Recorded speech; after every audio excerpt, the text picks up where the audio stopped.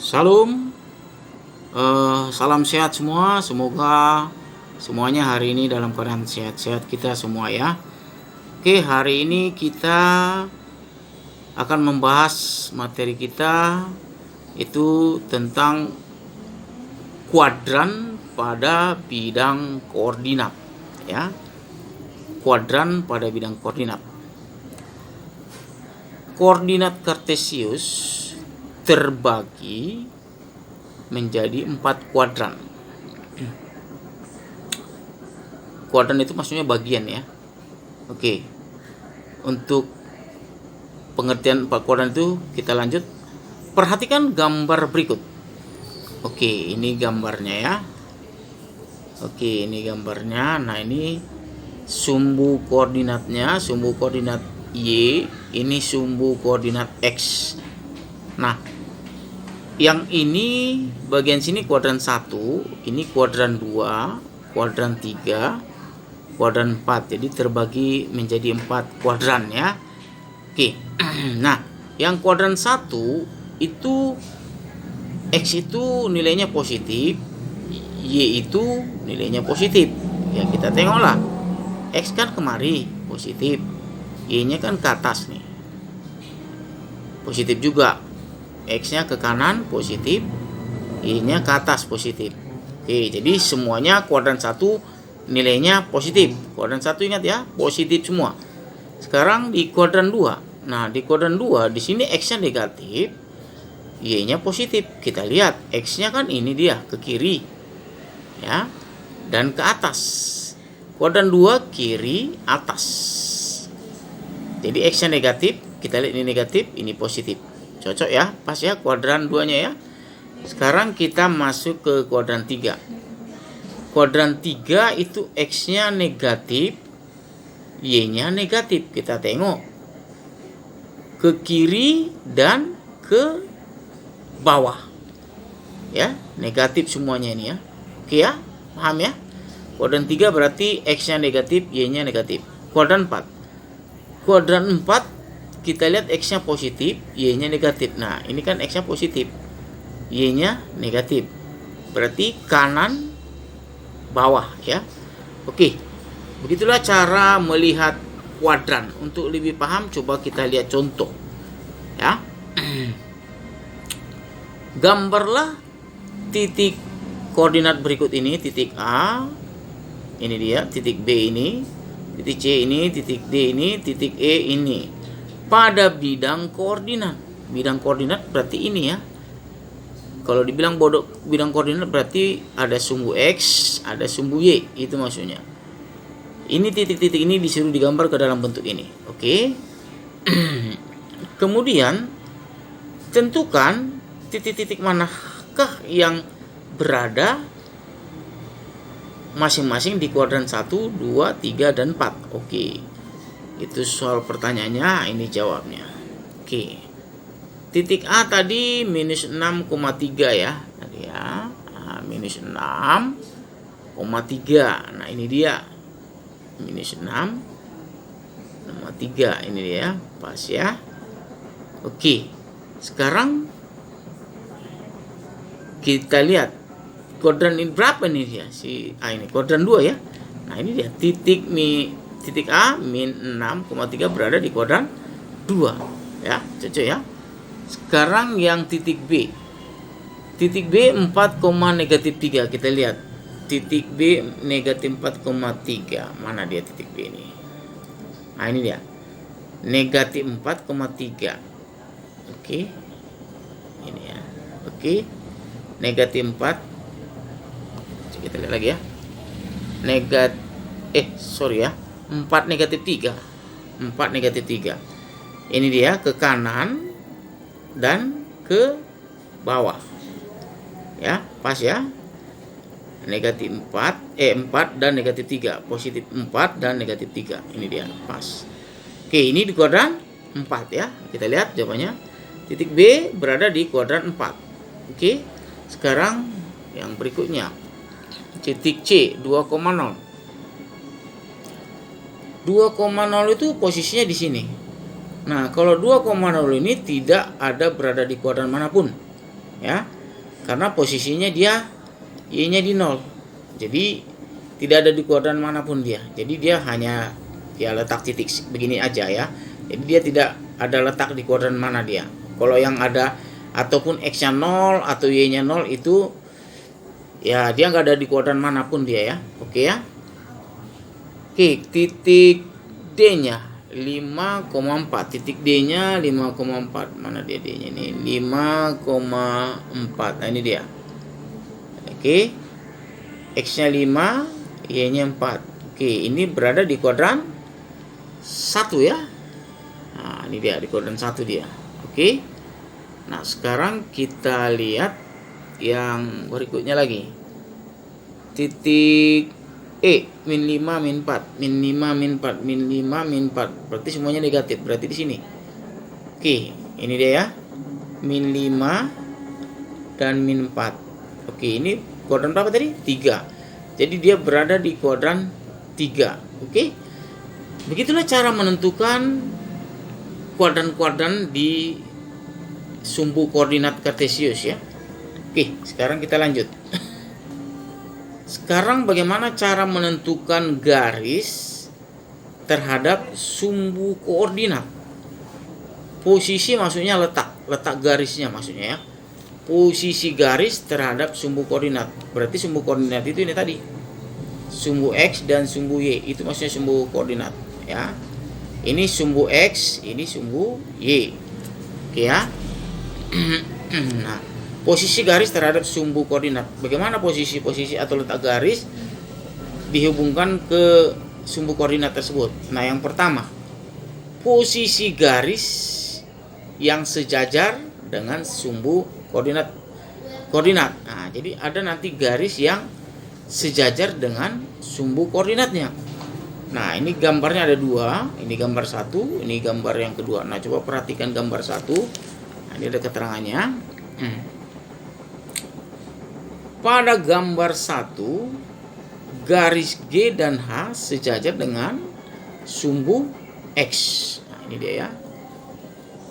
Oke. Garis G dan garis H ini sejajar dengan sumbu X. Nah, ini dia. Ini sejajar dengan ini. Garis yang ini juga sejajar dengan ini. Itu dia. Oke ya. Udah. Garis G dan H sejajar dengan sumbu X.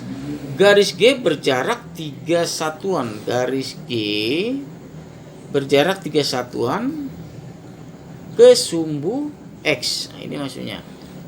Ini kan garis G jaraknya ke sumbu X 3 satuan. 1, 2, 3. Nah, itu maksudnya ya. 3 satuan ya. Oke. Dan garis H berjarak 4 satuan ke sumbu X. Garis H kan yang ini. 4 satuan ke sumbu X. 1, 2, 3, 4. Ini jaraknya 4 satuan. Oke, paham ya gambar 1 ya. Nah, masuk gambar kedua. Pada gambar kedua, garis M dan P sejajar dengan sumbu Y. Nah, ini M garisnya, P ini sejajar dengan sumbu Y. Oke ya, ini sejajar kedua-duanya. Oke, kita lanjut. Pada gambar 2, garis M dan P sejajar dengan sumbu Y. Dan garis M berjarak 2 satuan. M itu berjaraknya 2 satuan. 1, 2 ke sumbu Y ya. 2 satuan ke sumbu Y. Garis P berjarak 3 satuan ke sumbu Y. Pas ya. 1, 2, 3 pas. Oke ya. Nah, jadi kesimpulan, maka dua buah garis dikatakan sejajar jika kedua garis tersebut memiliki jarak yang selalu sama atau tetap. Dua garis dikatakan sejajar jika kedua garis tersebut memiliki jarak yang selalu sama. Nah, ya kan ini sama dia nih. Ini kan garis ini katanya sejajar dengan sumbu ini. Kan dua garis nih, jaraknya semua sama nih. 1, 2, 3, 1, 2, 3, 1, 2, 3, 1, 2, 3 sampai ke ujung sini dia jaraknya semua sama. Yang ini juga gitu. 1, 2, 3, 4. 1, 2, 3, 4. 1 dan seterusnya sama. Ini juga begitu sama. 1, 2, 1, 2, 1, 2, 1, 2, 3. Nah, 1, 2, 3. Nah, semua jaraknya sama. Jadi garis yang saling sejajar itu memiliki selalu jarak yang sama. Oke, itu yang bagian pertama tadi ya, posisi yang pertama. Sekarang yang bagian posisi kedua. Posisi garis berpotongan dengan sumbu koordinat. Posisi garis yang berpotongan dengan sumbu koordinat. Tadi posisi garis yang saling sejajar. Nah, ini sekarang yang saling berpotongan. Nah, coba perhatikan gambarnya. Nah, oke ya. Ini gambar kita lihat. Oke, ini keterangannya. Garis K, L, dan M. Berarti ini garis K, L, dan M. Garis K, L, dan M pada gambar di samping melalui titik P1,2. Melalui atau melewati sama itu ya. Nah, jadi ketiga garis itu melalui titik ini. Nah, kan melalui dia atau melewati. Nah, ya. Garis K, L, dan M pada gambar di samping melalui titik P1,2. Ketiga garis tersebut tidak sejajar dengan sumbu koordinat. Posisi garis-garis tersebut adalah sebagai berikut. Nah, ini kalau kita lihat kan tidak sejajar nih ketiga garisnya. Nah, kita lihat posisi garisnya. Posisi garis tersebut adalah sebagai berikut. Garis K, nah ini kan garis K yang ini ya. Ini garis K nih. Garis K memotong sumbu X. Nah, dia motong sumbu X nih di titik 3,0 nih. Ini kan garis K motong sumbu X. Ini kan sumbu X. Nih 3,0. Dan sumbu Y di titik 0,3. Nah, dia motong sumbu X di 30, motong sumbu Y-nya di 0,3. 0,3. Ini dia kan garis K-nya. Paham ya? Paham ya?